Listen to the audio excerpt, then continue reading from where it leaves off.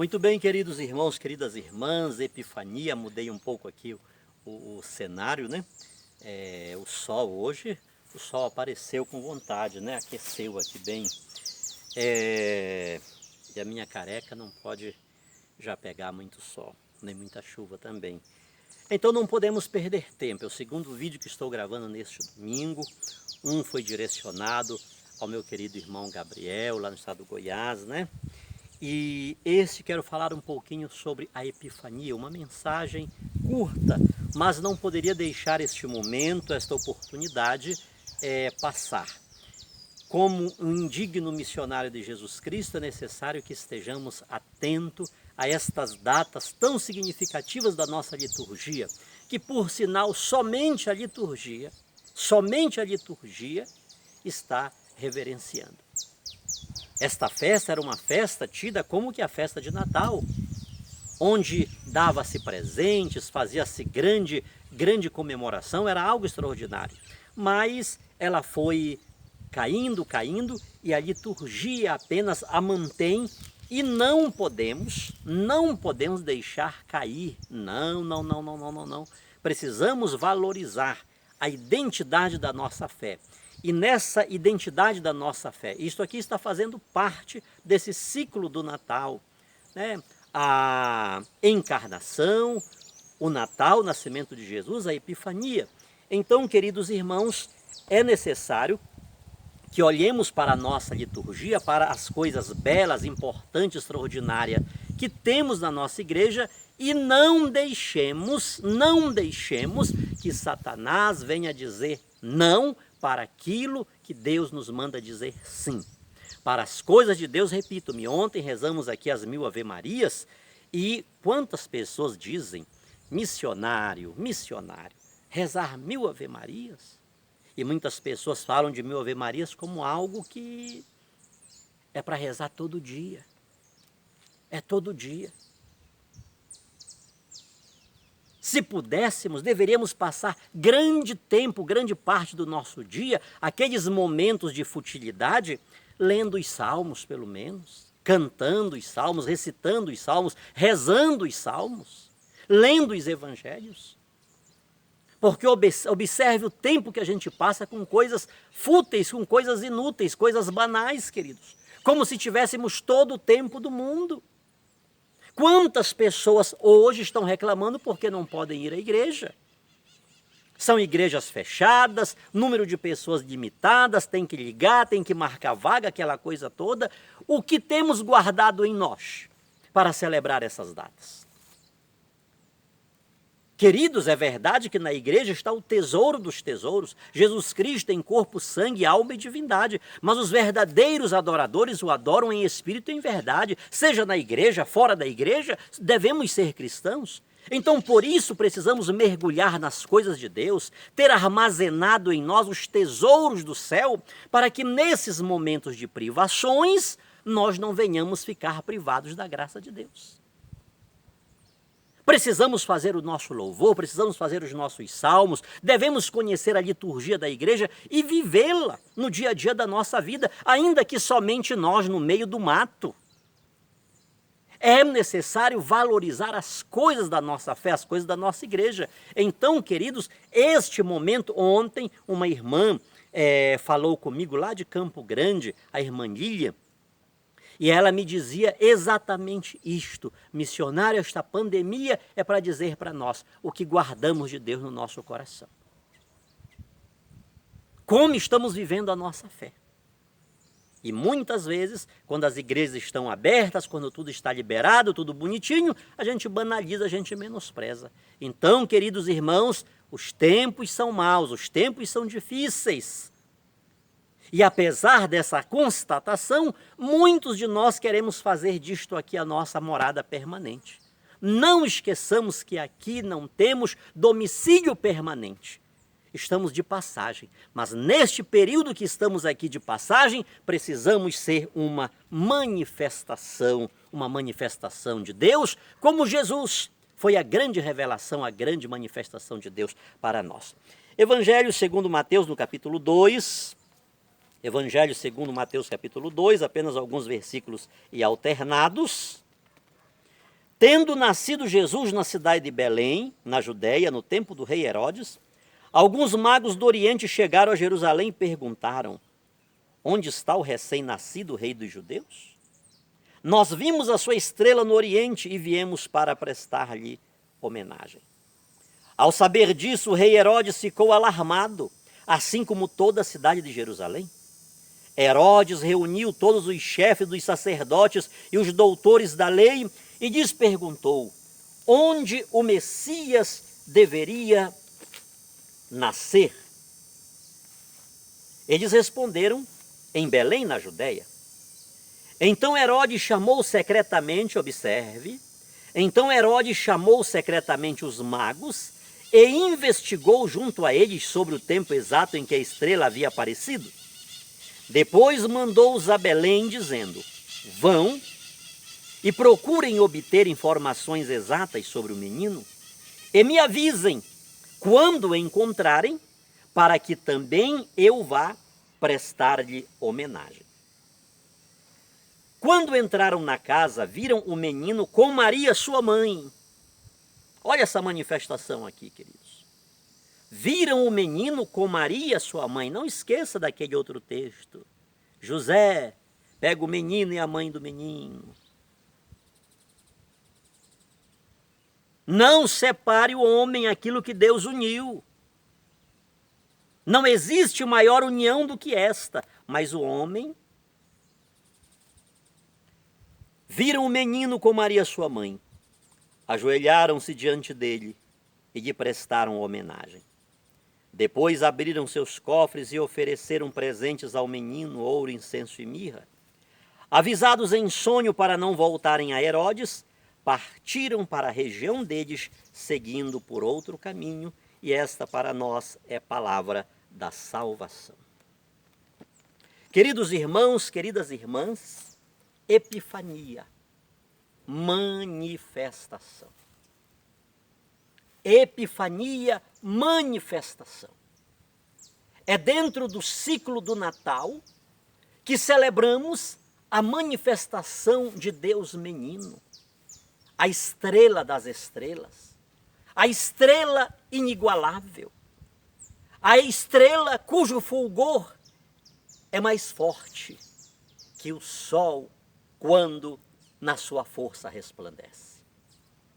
Esta estrela noturna, que alguns anos mais tarde, ela vai aparecer para o perseguidor, para Saulo de Tarso, em pleno meio-dia, e lhe vai tirar a visão temporariamente, porque de fato era um homem que andava nas trevas. É esta mesma estrela, esta mesma luz, a luz de Jesus, capaz de tirar todas as vendas, de tirar todas as trevas, de tirar todas as escamas, de tirar todas as escuridões da nossa vista. Nascer no tempo do rei Herodes, queridos, era nascer em um tempo de trevas. Todavia, meus irmãos, a escuridão implantada por aquele regime diabólico, satânico, não ofuscou a estrela do menino Deus. O seu brilho chegou ao Oriente. Aquele regime de morte, aquele regime demoníaco, aquele regime do qual não poucas vezes fazemos parte, estamos inseridos, porque há uma constituição à revelia do povo, há uma constituição sancionada, promulgada por uma meia dúzia de pessoas que dizem representar o povo, mas não representam o povo, porque se representasse o povo, ela não estaria contemplando e não estaria fazendo jus a coisas terríveis que vão contra os princípios mais arcaicos de um ser humano mais simples. O fulgor daquela estrela, queridos, ela atraiu os magos, que constataram as previsões do nascimento daquele menino. Eles reconheceram plenamente aquele rei, eles adoraram aquele rei, eles abriram os seus cofres e depois seguiram por um outro caminho. Queridos irmãos, queridas irmãs, quando percebemos a manifestação de Deus, nossa vida não é mais a mesma. Quando Saulo encontrou-se com Jesus no caminho de Damasco, às portas de Damasco, quando as suas vistas foram ofuscadas por aquela luz tão forte, que era mais forte que a luz do sol do meio-dia, a vida dele deixou de ser a vida de antes. Aquela vida de perseguidor, aquela vida de ódio, aquela vida que não tinha diálogo, aquela vida que não tinha compreensão, deixou de ser. Então não esqueçamos desta solenidade, desta festa da Epifania do Senhor. Quando, queridos irmãos, percebemos essa manifestação de Deus, a nossa vida, ela passa a não ser mais a mesma. Quantas pessoas que conhecemos, que sabemos o seu antes e o seu hoje. Sabemos o que eram, o que faziam, o seu comportamento, os seus hábitos, os seus vícios, as suas malícias.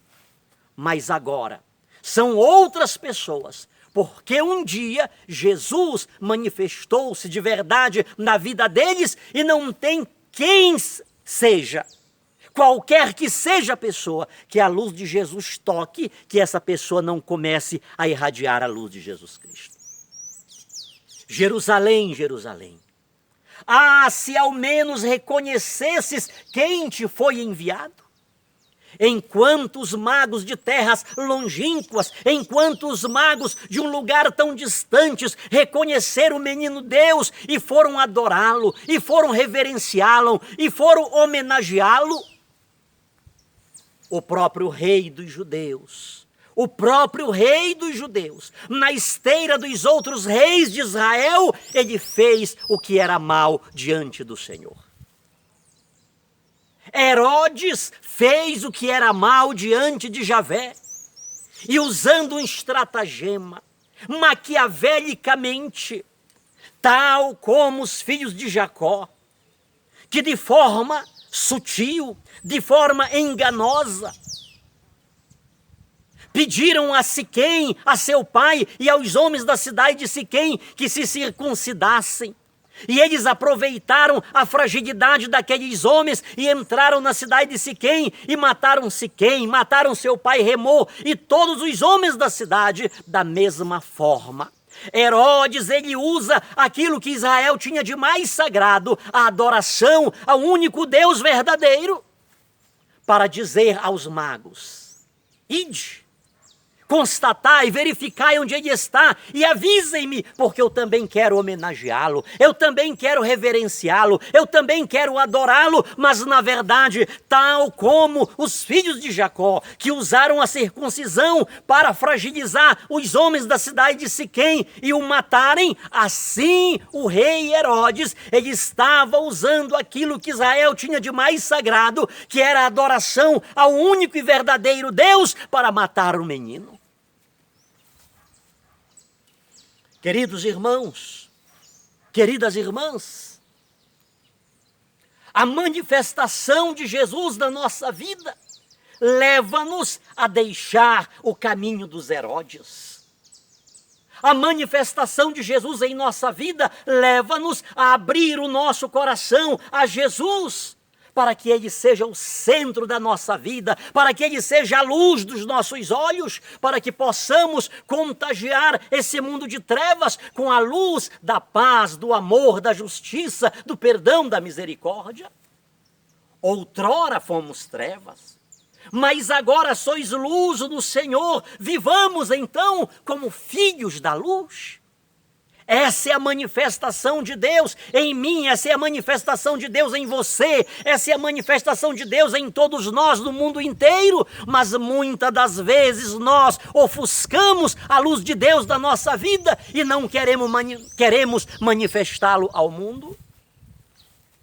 Sejamos cada um de nós uma manifestação do Senhor, onde estivermos, aonde formos, em todas as circunstâncias da nossa vida, em todos os momentos do dia, em todos os momentos da noite.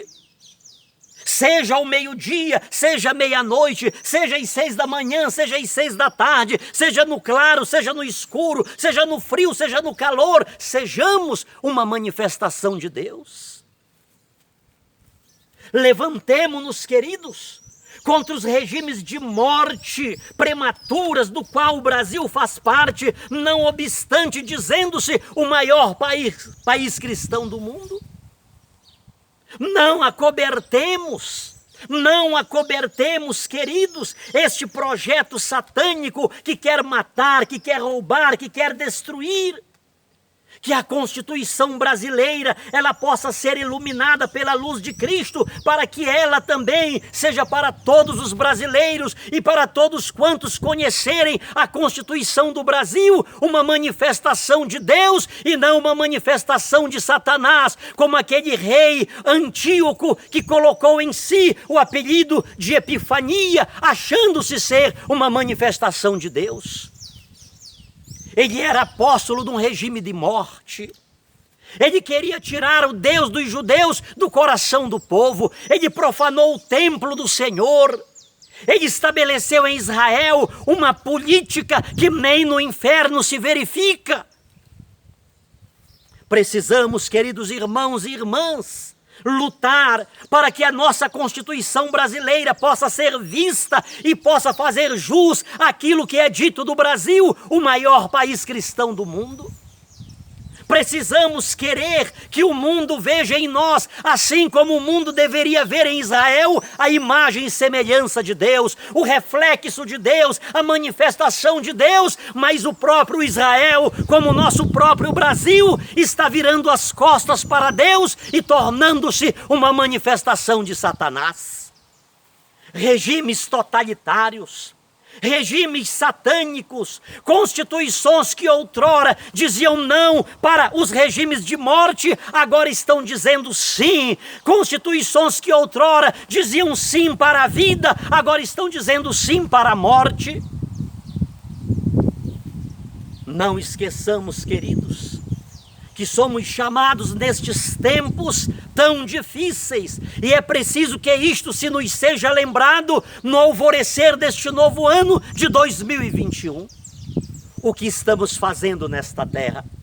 Para que estamos aqui? Para sermos uma manifestação de Deus ou uma manifestação de Satanás? Quem está em Cristo não é uma nova criatura, as coisas velhas já não passaram e agora uma nova realidade se fez. Que realidade é essa que tem se feito na minha e na sua vida? Temos sido essa manifestação autêntica de Jesus, nos meandros, nos detalhes, nas linhas tênues da nossa vida? Ou simplesmente naqueles momentos mais periculosos da nossa vida e nem precisa que eles se manifestem para que neguemos a nossa fé no menino Deus, que se manifesta para que as trevas da nossa vida sejam dissipadas. Queridos irmãos e queridas irmãs, desejo nesta festa da Epifania do Senhor a todos nós que possamos ser, todos nós, independente do que façamos, independente de nossa posição hierárquica, que em todos os lugares da nossa vida, da nossa história, onde estivermos e aonde formos, possamos ser uma manifestação de Jesus. Porque o mundo está com sede, o mundo está faminto, está com sede não de água, está com fome não de pão, mas das coisas de Deus, da manifestação de Jesus. O mundo quer entrar numa igreja e quer ver Jesus sendo apresentado. O homem ele quer ir a uma liturgia e quer ver naquela liturgia Jesus Cristo sendo manifestado. O ser humano está sedento da manifestação de Deus na sua vida e para isso é necessário que nós que nos dizemos cristãos possamos querer essa manifestação de Deus por primeiro na nossa vida. Porque se Deus não se manifestar na nossa vida, com certeza e inevitavelmente não teremos Deus para manifestá-lo a ninguém. E as nossas igrejas estarão mais vazias, não por causa desse número restrito de pessoas, mas porque, embora ela esteja cheia, superlotada, não cabendo mais ninguém, ali está vazia de Deus, ali está vazia de Jesus, ali está vazia da paz, está vazia do amor, está faltando a centralidade de Jesus na nossa vida. O homem precisa de Deus. O homem do século 21 está precisando de Jesus Cristo, desta manifestação autêntica de Deus na nossa vida. Desejo a Igreja da Epifania Norque, juntamente com o seu pastor, que lá em terras distantes continuem a ser essa manifestação de Jesus, não só nos Estados Unidos, mas no mundo inteiro, e que a glória do menino Jesus, que a luz de Jesus Cristo possa, a partir de lá, irradiar para todo mundo, hoje e sempre. Amém, amém, amém.